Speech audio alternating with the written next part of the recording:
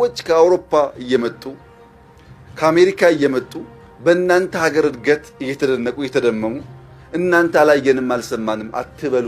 ከአውሮፓና ከአሜሪካ መጥቶ በኢትዮጵያ እድገት የተደመመውን ሰው እባክዎትን ያሳዩን። ስለ እርስዎ መንግስት ስኬትና ሀገራዊ ሚና አንድ ገጽ የጻፈ የአውሮፓ ተቋምና ሚዲያም ካለ ይጠቁሙን። ስለ አብይ አህመድ ጦርነቶችና ማፈናቀሎች እንጂ ስለ ብልጽግና ልማት የሚጨነቅና የሚናገር የአሜሪካ ወይም የአውሮፓ ዲፕሎማት የትኛው እንደሆነ እስኪ ንገሩን የሚለውን ጥያቄ እንለፈው።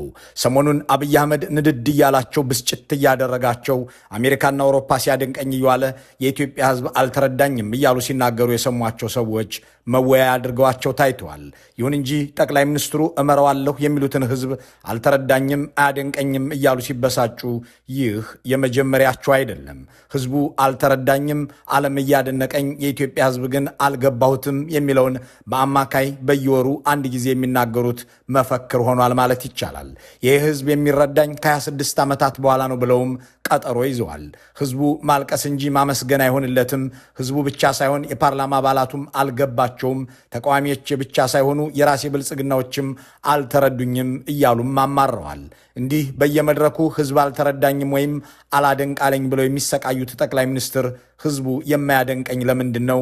እንዲህ ደጋግሜ 8 ዓመት ሙሉ አድንቀኝ እያልኩ እየለመንኩት ለምን እኔን ለማድነቅ ቃላት አጣ ብለው አይጠይቁም። በዚህኛው ክፍለ ዘመን አንድ አገር የራሱ ሕዝብ የማይረዳውም የማይረዳውም ከሆነ ጥርግ ብሎ ስልጣኑን ያስረክባል። ለዚህም ቢያንስ ሩቅ ሳንሄድ ኃይለማርያም ደሳለኝ አድርገውታል። መምራት ስላልቻሉ ደግሞም በጭካኔ ወገኖቹን ስለሚገድሉ ሕዝቡ ይጠላዎታል። ስለሚጠላዎትም አያደንቆትም። እናም እንደ ኃይለማርያም በኃይለማርያም መንገድ ገለል ሊበሉልን ብሎ የሚከራከር ባይኖርም አንድ ሕዝብ መሪውን ሲረዳ ምን ያደርጋል የሚለውን የማህበራዊ ሳይንስ አጀንዳ ባለሙያዎቹ በማያሻማ ጽንሰ ሐሳባዊ ማዕቀፍ ከበየኑት ቆይተዋል። ሕዝብ መሪውን ሲረዳው ወይ ይቃወመዋል አለያም ደግፎት አጀንዳውን አብሮ ያስፈጽማል። በመንግስታትና የህዝቦች ግንኙነት ላይ በየዓመቱ ጥናቶችን የሚያስነብበው ፔው የምርምር ማዕከል ፐብሊክ ትረስት ኢን ጋቨርንመንት በሚል ርዕስ ሪፖርቶቹን ያወጣል። አንድ መንግስት በህዝቡ በጥርጣሬ የሚታይና የማይታመን ከሆነ መሪዎቹ የሚናገሩትን ንግግር ህዝብ ለመከታተል ፍላጎት ካጣ፣ ትችት ከበረከተ፣ የትጥቅ አመጾች ከተካሄዱ በዚህ ሀገር ውስጥ ጎጂ ወይም ኔጌቲቭ ሊደርሺፕ አሊያም አሉታዊ አመራር አለ ማለት ነው ይልና ይህንን መሳይ መንግስት ላይ ደግሞ ህዝቦች በተለያየ መንገድ እርምጃ ለመውሰድ ይነሳሳሉ በማለት ያትታል። ጠቅላይ ሚኒስትር አብይ ህዝብ አልተረዳኝም ሲሉ ምን ማለታቸው ነው? ህዝቡማ በሚገባ ተረድቷቸዋል የሚል ጥያቄ የሚያስነሳውም ከዚህ ንድፈ ሐሳባዊ ትርጓሜ በመነሳት ይሆናል።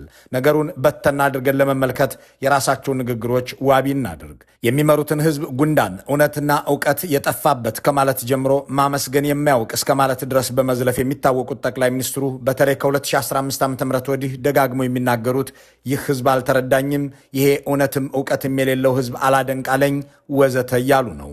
አሁን እየተመዘገበ ያለውን ድል፣ እየተመዘገበ ያለውን ኢንቨስትመንት፣ እየተመዘገበ ያለውን ለውጥ ኢትዮጵያውያን በውል ባይረዱትም ዓለም በደንብ ተገንዝቦት በዚያ ደረጃ ሪኮግናይዝ እያደረገ ይገኛል። ኢንቨስት የሚደረግ ነገር ካለ በእርግጥም ለውጥና የተመዘገበም እድገት ካለ ዓለም ሳይሆን ይህ ሁሉ የተደረገላቸው ኢትዮጵያውያን ቀዳሚ እውቅና ሰጪ መሆን ይኖርባቸዋል። ጠቅላይ ሚኒስትር አብይ ግን ህዝቡ አልተረዳውም፣ ዓለም ግን ተረድቶታል በማለት የኢትዮጵያ ህዝብ እሳቸው ያደረጉለትን የማያውቅና የማይገባው ዓለም ግን ለኢትዮጵያ ህዝብ ስለተደረገው ነገር ከሁሉም በላቅ የሚረዳ መሆኑን በመጥቀስ የሚመሩትን ህዝብ ባጭሩ ደንቆሮ ነህ እያሉት ነው። በቀላሉ ደንቆሮዎች ነን ማለት ነው። ኮሪደር ልማት ብዬ ያፈረስኩትን ሁሉ ዓለም እያደነቀልኝ እኔም ለማስረዳት ቃላት እያጠረኝ ሳለ ኢትዮጵያውያን እንዴት ይጠሉብኛል በማለትም በብስጭት ይናገራሉ። ኮሪደር ልማት በጣም ከፍተኛ ውጤት እያመጣ ነው። ዓለም ደግሞ እየመሰከረ ነው። እኔ ያቃተኝ ነገር እንኳን መጥቶ ያየ ሰው ሄጄ የማገኘው ሰው በሙሉ ይጠይቀኛል። ይሄ ብር ከየት መጣ? ነዳጅ አላችሁ ወይ?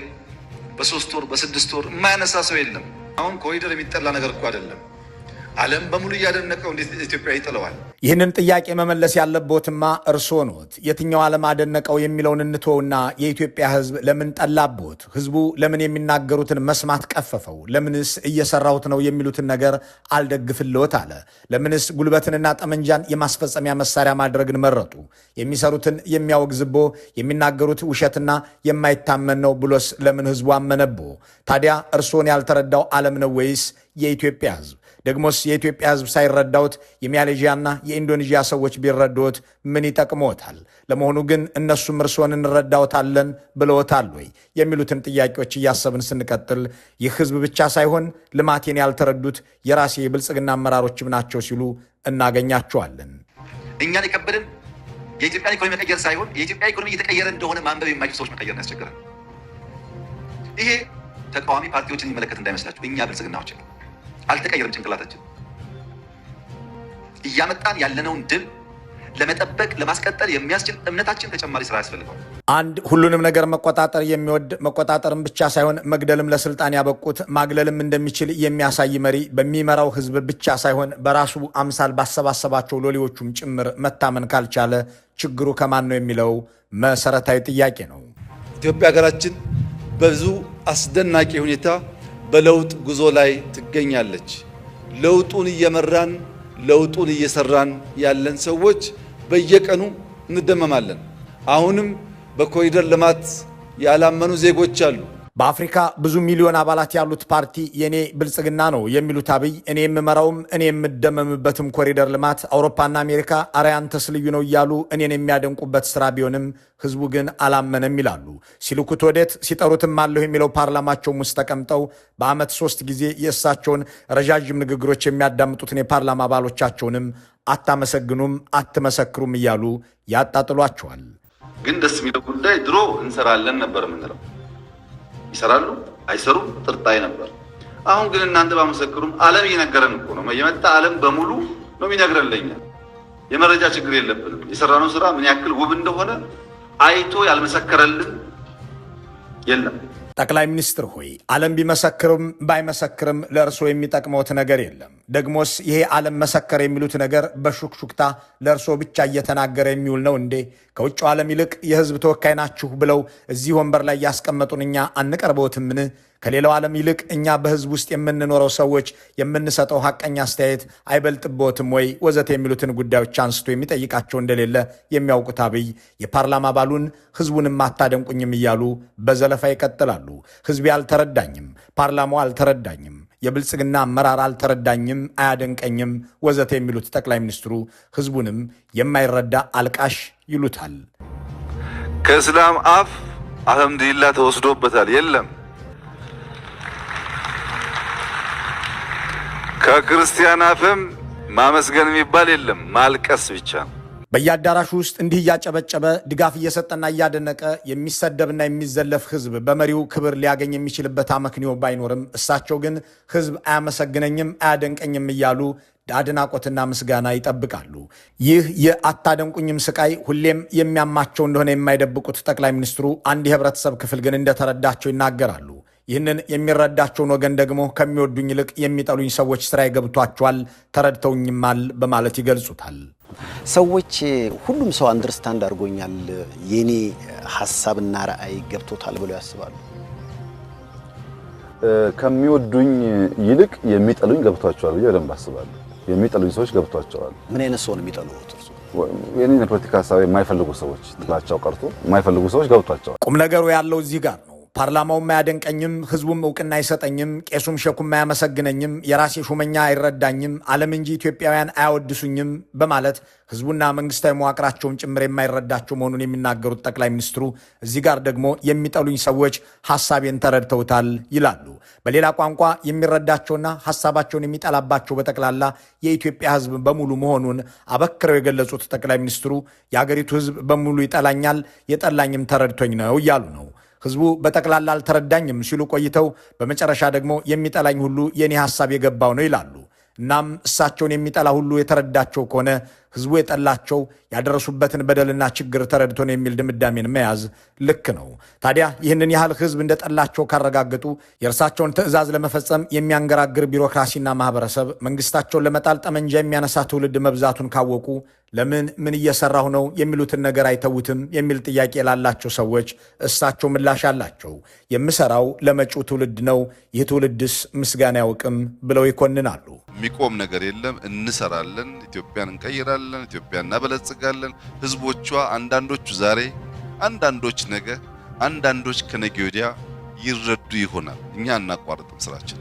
በ10 ቢሊዮን ዶላር ወይም ከ1 ትሪሊዮን ብር በላይ አውጥተው ቤተመንግስት ማነጾ ዝርፊያም ወንጀልም ነው የሚል ሂስ ያላቸውን ሰዎች ከእናንተ ሳይሆን ምስጋና የምንጠብቀው ከቀጣዩ ትውልድ ነው ብለው አሁን ያለውን 120 ሚሊዮን ህዝብ እንደ አላዋቂና ነገር የማይገባው የሚደረግለትን ሁሉ የማይረዳ አድርገው ከፈረጁ በኋላ ቤተመንግስት ያነጹልኝ አብይ አህመድ ሆይ ነፍሳቸው ገነትን ትውረስ አጥንታቸውም ትለምልም እያለ ሲመርቃቸው እንደሚውል አድርገው ይናገራሉ።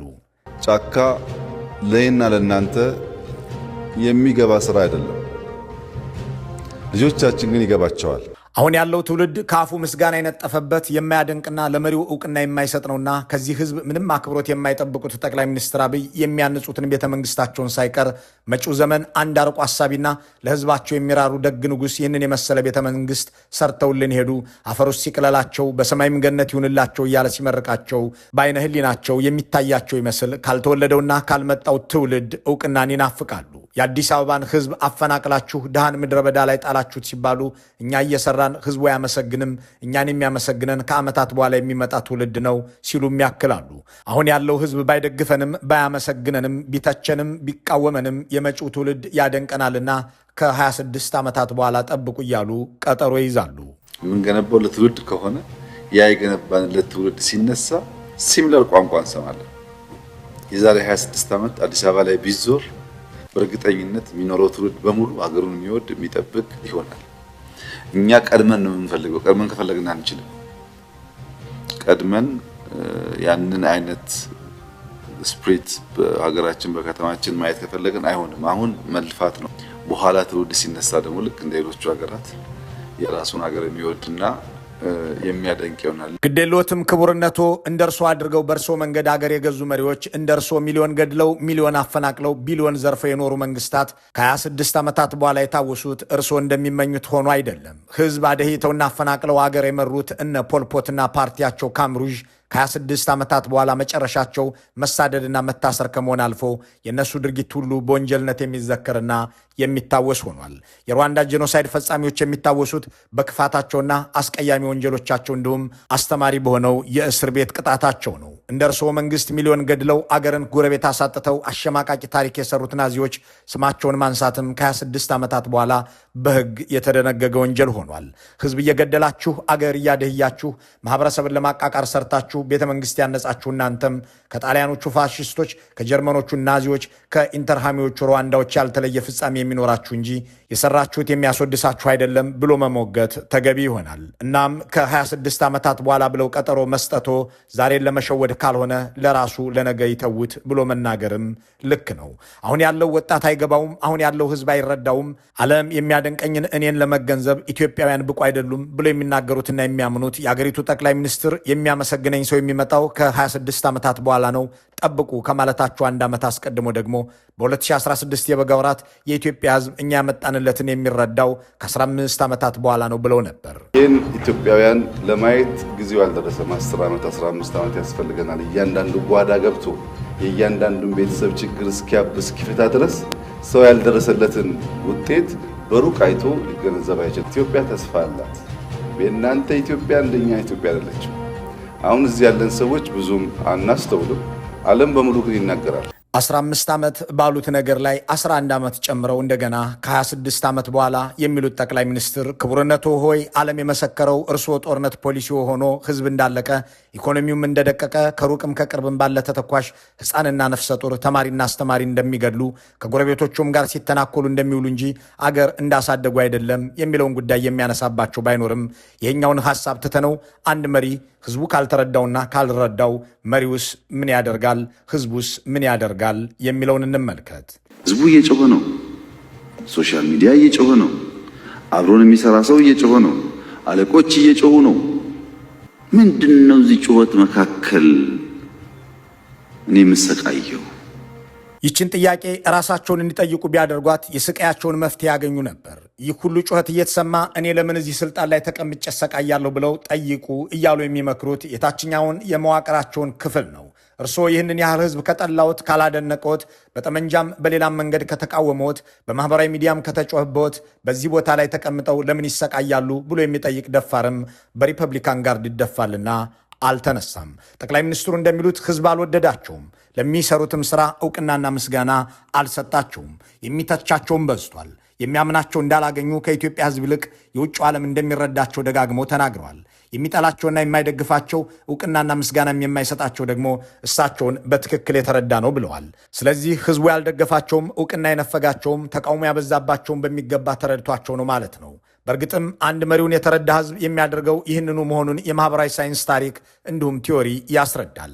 አንድ ህዝብ መሪው በዳይ፣ ገዳይ፣ ፍትሐ ጉዳይ፣ ችግር ፈልፋይ፣ አፋኝ፣ ልማት አጥፊና ግጭት ቀስቃሽ መሆኑን ከተረዳ በኋላ በልዩ ልዩ መንገዶች ህዝብ ተቃውሞን ይገልጻል። በሰለጠነው ዓለምና የህዝብ ድምፅ በሚከበርባቸው ሀገራት ህዝቡ የምርጫ ወቅትን ጠብቆ በድምፁ ያባርረዋል። ያልሰለጠነ አገዛዝና ኋላ ቀር መንግስት ባለባቸው ሀገራት ደግሞ ህዝብ ልዩ ልዩ መንገዶችን ይወስዳል። የመንግስት የገቢ ምንጭ የሆኑ ክፍያዎችን ለምሳሌ ግብርና መሰል ጉዳዮችን አይከፍልም። ለመንግስት ውሳኔዎችና ትዕዛዛት እምቢተኛ ይሆናል። መሪዎችን መስማትም ማየትም አይፈልግም። ጥላቻቸውን በልዩ ልዩ መንገድ ይገልጽላቸዋል። የከፋ ሲሆን ደግሞ ጠመንጃ አንስቶ አንድ ነፍሱን ሰጥቶ አገዛዙን ለመጣል ይታገላል። ይህ በፖለቲካ ታሪክ ውስጥ የተፈጸመ ሁነት ሲሆን ህዝብ የሚወስደውም እርምጃ ይኸው ነው። መሪዎች በአንጻሩ ህዝባቸው እንዳልተረዳቸው ካወቁ ወርቅ እያነጠፉለትም ቢሆን ፋንድያ ነው ብለው ከጣለባቸው ዘመናዊ በሆነ አገር ውስጥ ስልጣኑን አስረክቦ ገለል ይላል። ለዚህ ጥሩ ምሳሌ የሚሆኑ በርካታ መሪዎች ቢኖሩም የእንግሊዙ የቀድሞ ጠቅላይ ሚኒስትር ዴቪድ ካሜሩንን ምሳሌ ማድረግ ይቻላል። ካሜሩን በአውሮፓ ህብረት ውስጥ መቆየት ለእንግሊዝ እንደሚጠቅም ለህዝባቸውን በየአጋጣሚው ሲያስረዱ ከረሙ። ህዝባቸው ግን በህዝበ ውሳኔ በህብረት ውስጥ መቆየት ይጎዳናል ብሎ ሐሳባቸውን ውድቅ አደረገው። እሳቸውም ለህዝብ የተረዳሁትን ለማስረዳት ጥሪ ያለሁ፣ ህዝቡ ግን አልተረዳኝም፣ ያልተረዳኝ ማህበረሰብ ደግሞ ሊረዳኝ አይችልምና በመሪነት መቀጠል የለብኝም፣ አገሬን ወዳለሁ፣ ህዝቤን አከብራለሁ፣ ይህንን የማረጋግጠውም ስልጣን በመልቀቅ ነው በማለት ጠቅላይ ሚኒስትርነቱን ትተውት ተራ ዜጋ ለመሆን ወሰኑ። ይህ ዘመናዊና ለአገራቸው ፍቅር ያላቸው መሪዎች የሚያደርጉት የተቀደሰ ተግባር ነው። አልተወደድንም አልተፈለግንም ብለው ሲያስቡ ስልጣኑን ጥለው ይሄዳሉ እንጂ ከ26 ዓመታት በኋላ ያለው ህዝብ ይረዳኛል እያሉ ቀጠሮ አይሰጡም። ያለውን ህዝብ እንደ ሻማ ቀልጠዋለሁ ብለው አይዝቱም። ይህ በአምባገነናዊ ኋላ ቀርና የአገር ፍቅር የህዝብ ሙግንና በሌላቸው መሪዎች ዘንድ የሚደረግ እጅግ አውዳሚ የሆነ ተግባር ነው። አንድ እውነት ግን አለ። በኢትዮጵያ ውስጥ ህዝቡ መሪዎቹን በሚገባ ተረድቷል። ገዳይነታቸውን አውቋል። ዋሾነታቸውን ተገንዝቧል። እርስ በርስ እንደሚያባሉት ገብቶታል። እያደህዩት ስለመሆኑ አፍ አውጥቶ እየተናገረ ነው። ከጎረቤት ሀገራት ጭምር እያጣሉት መሰደጃም እንዳሳጡትም ያውቃል። እናም መሪዎች ህዝብን ባይረዱም ህዝብ ግን መሪዎቹን ተረድቷል። መልካሙን ሁሉ በመመኘት በዚሁ እንሰናበታለን።